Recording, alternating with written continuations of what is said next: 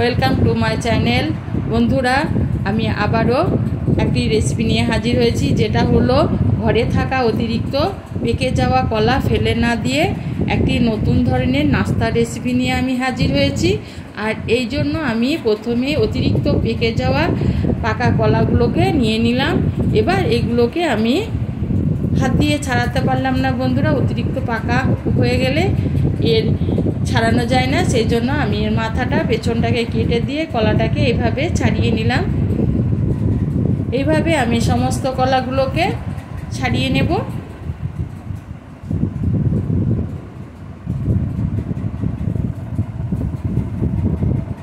এবার আমি একটা বাটির মধ্যে একটা ডিম ভেঙে নিলাম।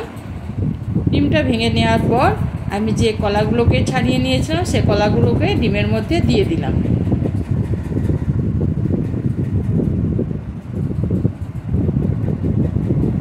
এবার আমি একটা কাঁটা চামচ দিয়ে কলাগুলোকে ম্যাশ করব বা টুকরো টুকরো করে নেব।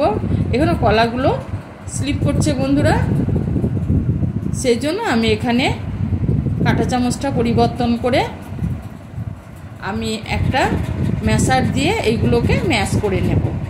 যেহেতু আমাকে ডিম আর কলার সঙ্গে পুরোপুরিভাবে মিশিয়ে নিতে হবে, ম্যাশারটা দিয়ে আমি ভালো করে ম্যাশ করে নেব যাতে কলার কোনো গোটা অবস্থা না থাকে। এভাবে ম্যাশ করে নিলে কলাটা পুরোপুরিভাবেই নরম হয়ে যায় বা ম্যাশ হয়ে যায়। আমার পুরোপুরি কলাটা ম্যাশ হয়ে গেছে। এবার একটা কাঁটা চামচটা দিয়ে আবারও কিছুক্ষণ আমি নেড়ে নিলাম। এবার আমি এখানে দিয়ে দিলাম 1/3 কাপ চিনি।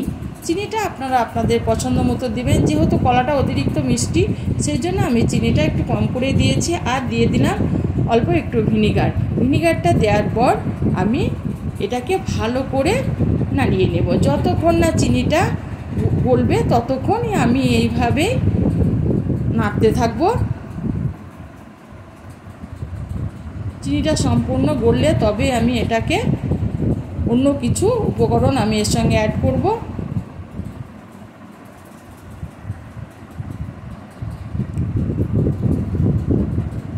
এইভাবে আমি চিনিটাকে পুরোপুরিভাবে কলার সঙ্গে ডিমের সঙ্গে মিশিয়ে নিলাম বন্ধুরা। এবার আমি এখানে দিয়ে দেব 1/2 কাপ ময়দা।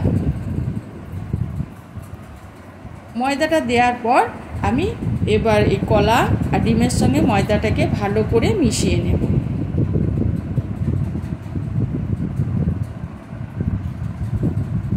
এভাবে আমি একটা ব্যাটার তৈরি করে নিলাম। দেখুন বন্ধুরা, একটা অসাধারণ রেসিপি, খেতে খুব পছন্দ করে বাচ্চা থেকে বুড়ো সবাই এটাকে খুব পছন্দ করে খেতে। এভাবে আমি একটা ব্যাটার রেডি করলাম। আর এটাকে যত বেশি নাড়ানো যাবে ততই এটা ফুলে মোটা মোটা হয়ে যাবে। এবার এটাকে আমি কিছুক্ষণ রেস্টের জন্য রেখে দেব, মিনিট 5। তারপর আমি গ্যাসের মধ্যে একটা প্যান বসিয়ে দিয়েছি। প্যানের মধ্যে আমি একটা চামচ দিয়ে প্রথমে তেলটাকে গরম করে নিয়ে আমি এইভাবে তেলের মধ্যে ছেড়ে দিলাম। বন্ধুরা, চামচের ঠিকমতো আকার আসছে না, সেই জন্য আমি হাত দিয়ে যেমন আমরা ঘরে বড়ি দিই ওইভাবে তেলের মধ্যে এক এক করে ছেড়ে দিলাম।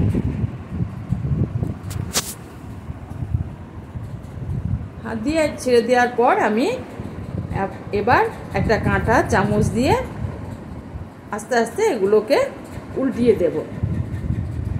এটা একটা অসম্ভব টেস্টি নাস্তা, খেতে কিন্তু অসাধারণ লাগে বন্ধুরা।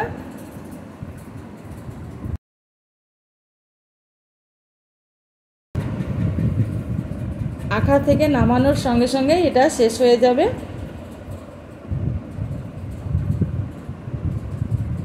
এইভাবে ঘুরিয়ে ফিরিয়ে আমি টিফিনগুলোকে বা পিঠেগুলোকে ভেজে নেব। আর গ্যাসটা আমি মিডিয়ামে রেখেছি।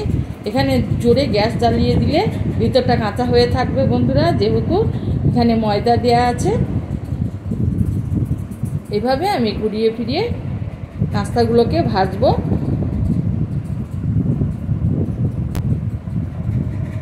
আমার লাল হয়ে গেছে। এবার আমি এগুলোকে তেল থেকে উঠিয়ে নেব।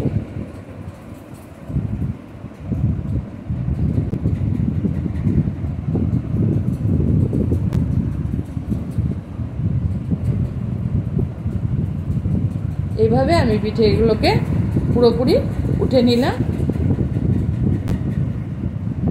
বাদ বাকি যেটা আমার বাকি আছে সেগুলোকে আমি আবারও হাত দিয়ে একটা একটা করে তেলের মধ্যে ছেড়ে দিলাম। একইভাবে আমি সমস্ত পিঠেগুলোকে ঘুরিয়ে ফিরিয়ে তেলের মধ্যে ভেজে নেব। আর কখনো গ্যাসটা বাড়িয়ে দেবেন না বন্ধুরা, মিডিয়ামে এটাকে ভাজতে হবে নাস্তাটাকে।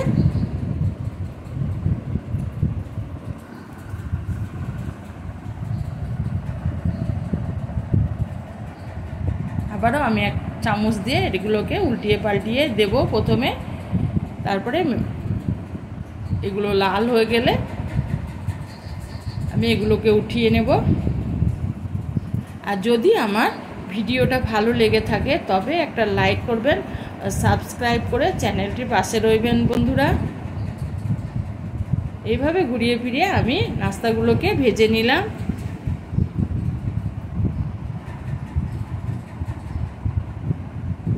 আমার লাল করে মোটামুটি লাল ধরে গেছে। এবার আমি পিঠেগুলোকে ঘুরিয়ে ফিরিয়ে ভেজে নেওয়ার পর আমি নাস্তাগুলোকে সব তেল থেকে উঠিয়ে নেব।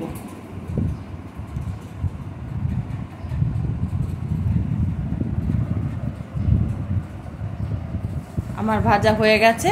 এবার আমি এগুলোকে তেল থেকে উঠিয়ে নেব বন্ধুরা। পুরো ভিডিওটা দেখার জন্য আপনাদের অসংখ্য ধন্যবাদ।